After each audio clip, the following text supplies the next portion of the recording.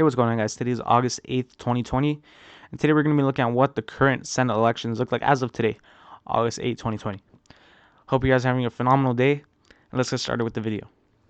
So now, starting off, we're going to be looking at just what the safe states currently are for both parties. We're going to be looking at what certain polls show, and we're just going to be currently filling out the safe states. So, currently, we have 30 Republicans that are not running for re-election, while 35 Democrats are not running for re-election. So this map definitely looks very similar to the 2018 map, where the Democrats had a lot of people running for re-election, had a lot of vulnerable candidates. So with that being said, this is going to be sort of a reverse election in the case for the Republicans, who are going to be currently starting off with 41 Senate seats, either safe or not running, while Democrats are going to be playing on the attack this time around. They have a lot of seats that are in states that the president lost in 2016, and a lot of states that have good candidates in. So with that being said, Democrats, again, which carry states like Rhode Island, carry states like New Jersey, Delaware. And the only reason why I kept Massachusetts blank is just because of the current Senate primary that there is currently in that state, with Joe Kennedy III running against Senator Markley in a very hotly contested Democratic primary, where the winner of that primary will almost certainly will become the next senator in the state of Massachusetts. It's more of a progressive versus centrist race, where sort of like what Bernie Sanders versus Joe Biden was in the Democratic primary for president. So starting off currently, the safe states, Democrats would have 41 to the Republicans. They would have 42, to the Republicans 41. And just getting started with some states that are likely for each party. If we look here in the southern half, a lot of these states, states like Mississippi, is likely, although it has the same two candidates as in 2018, like Mike Espy and Cindy Hyde Smith, the incumbent senator. It isn't really contested by either party, as this is a really Republican state, has a high approval rating for the president, and again, this is Republican territory. This is the president's turf. Even though the state might be close just because of the margin that Joe Biden gets, and if Cindy Hyde Smith underperforms as president, which I do believe she will, it's a long shot. It probably will not happen. Now moving on to the state of South Carolina, Lindsey Graham is going against the Democratic nominee. And although some polls do show that this state might be close come on into the general election, personally, I don't really see this being much of a state that's going to be close. But personally, this state will just go into the likely column for the Republicans. Moving on to Virginia, personally, I forgot to fill this one out actually. Virginia is more of a safe state. Mark Warner really doesn't have much trouble in that state. Again, Virginia is is turning into a really Democratic state.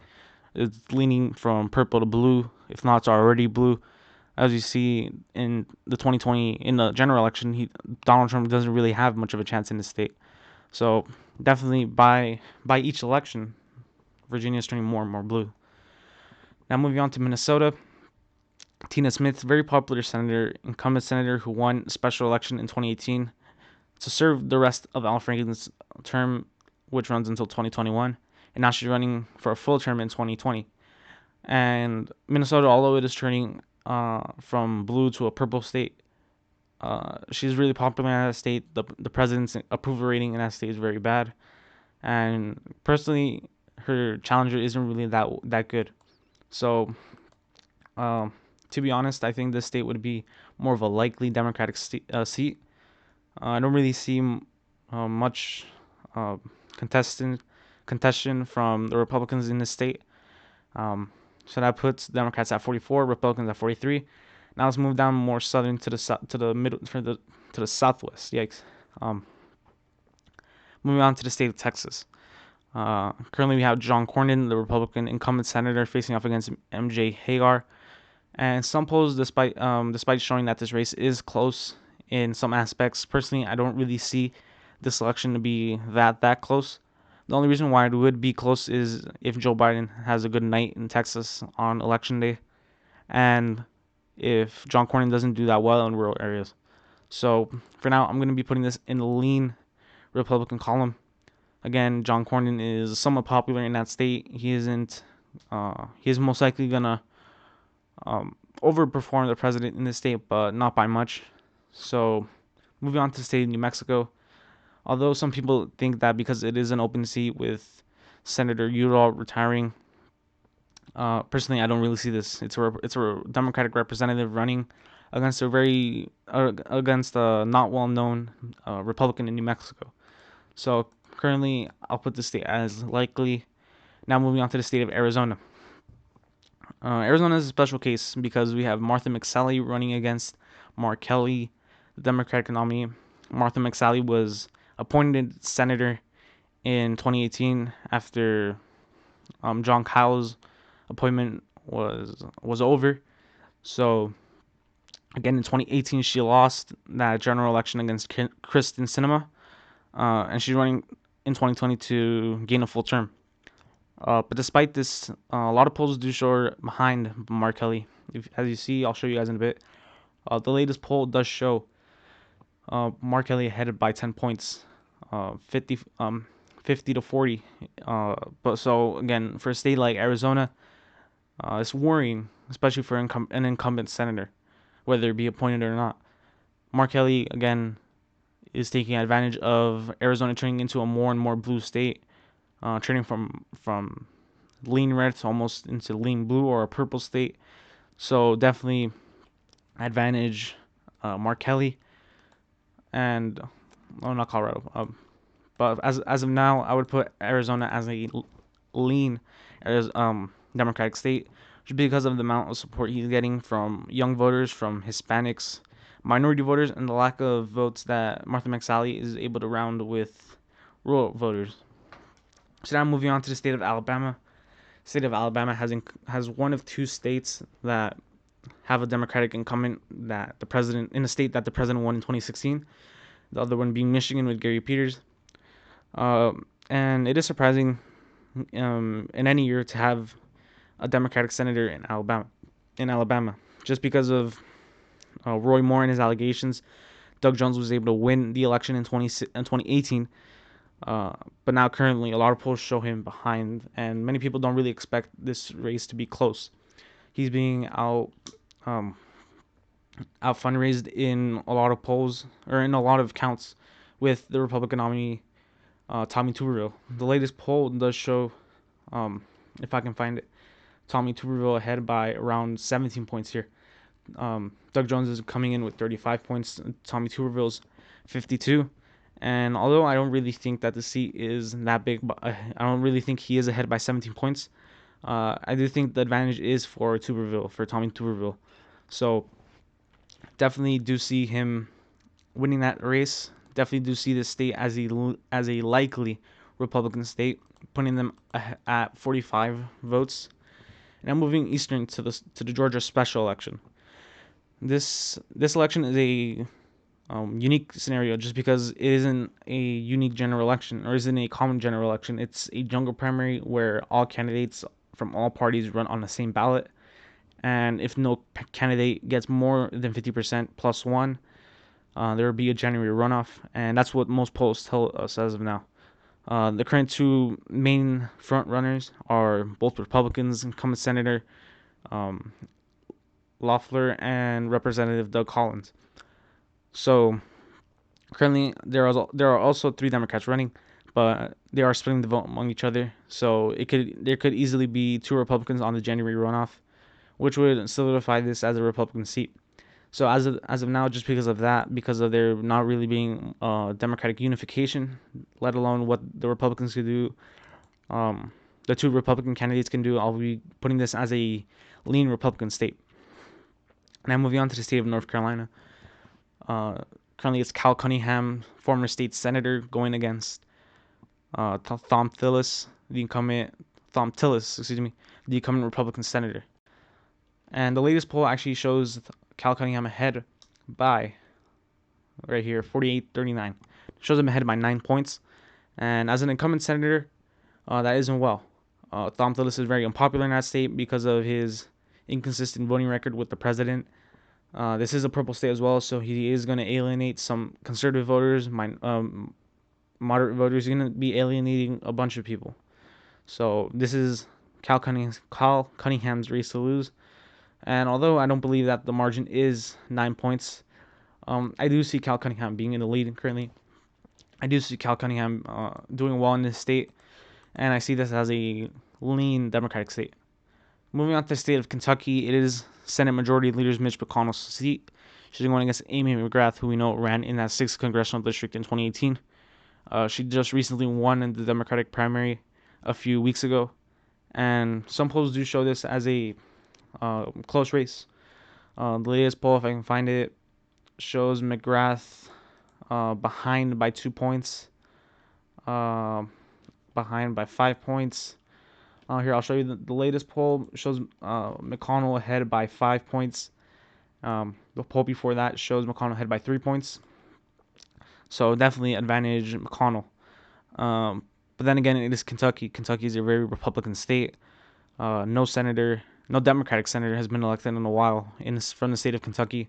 So, although Mitch McConnell has been more and more vulnerable in his past 2 Senate elections in 2008, and 2014, personally, I don't really see this as a state that Amy McGrath can really do well in. Again, she didn't win that congressional district in 2018, and polls show her consistently behind, despite it being barely in a margin of error. I don't really see Amy McGrath being able to get the amount of votes and the amount of turnout that she needs to be able to have a chance in this election. So I'll be putting that as a lean state, as a lean Senate seat. Now moving on to Maine. Maine is a special case just because it's Susan Collins, and although most of her races have not been close in her 24 years in the Senate, because she has aligned herself as a centrist. Recently, she's voted more conservatively, voting to approve Brett Kavanaugh, voting to acquit the president for impeachment. So it has alienated a lot of centrist voters, Republican and moderate Democrats. So with that being said, the Democratic nominee is Sarah Gideon. If I can find the latest poll, it does show a neck-and-neck race. If I can find it here, the latest poll shows Sarah Gideon ahead by 3 points and 4 points. So Sarah Gideon is the current Speaker of the House in the Maine House of Representatives. So she is well known in the state of Maine. She has good name recognition in that state, which will help her. So currently does look like it is advantage Gideon in that state, which would be a flip for the Democrats, which I'll put currently as a lean state. Now moving on, trying to wrap up this video quickly. State of Colorado. State of Colorado currently has former Governor John Hickenlooper, who has good name recognition in that state, who is very popular. Has around a small amount of name recognition nationwide. Again, he ran in president for 2020, facing off against incumbent Senator Cory Gardner. Now, Cory Gardner isn't that popular in Colorado. He is Republican in a more and more trending Democratic state. And he was elected in 2014, which was when, along with a lot of these senators, which was when the Tea Party movement was gaining steam, was gaining momentum. So he's very unpopular in that state just because of his conservative voting record and aligning with the president, who is also unpopular in that state. So currently, I will be putting this race as a likely state to flip from Republican to Democrat.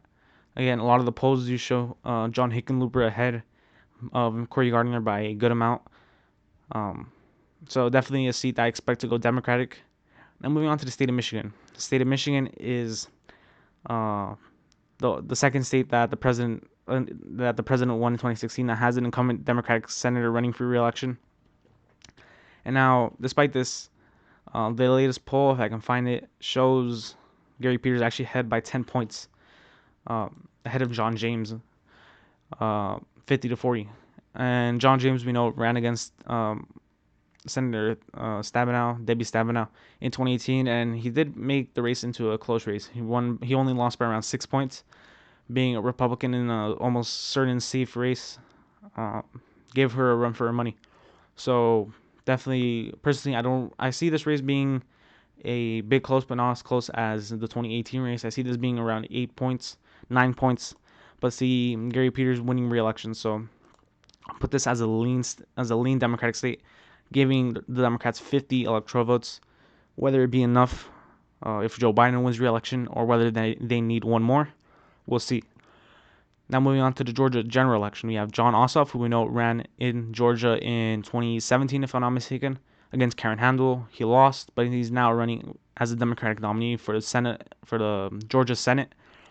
And a lot of polls do show this being a close race. A lot of polls show them within excuse me, John Ossoff and David Perdue within a couple points. So definitely a race to watch out. But the one thing, as you see here, it does show David Perdue ahead by 45 to 43 by 2 points.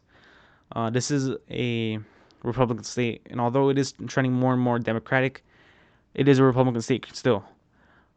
David Perdue has won in 2014. He won convincingly. He won pretty well.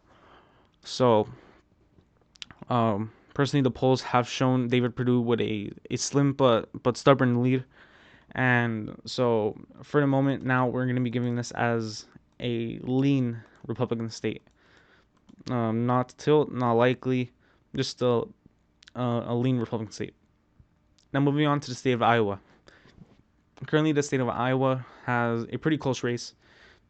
It has Theresa Greenfield, if I'm not mistaken, going against incumbent Senator Joni Ernst.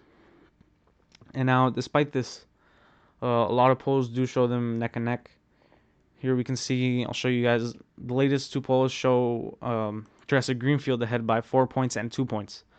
So, many polls before this actually did show Joni Ernst ahead because, again, Theresa Greenfield doesn't have that much name recognition in the nation, let alone in Iowa.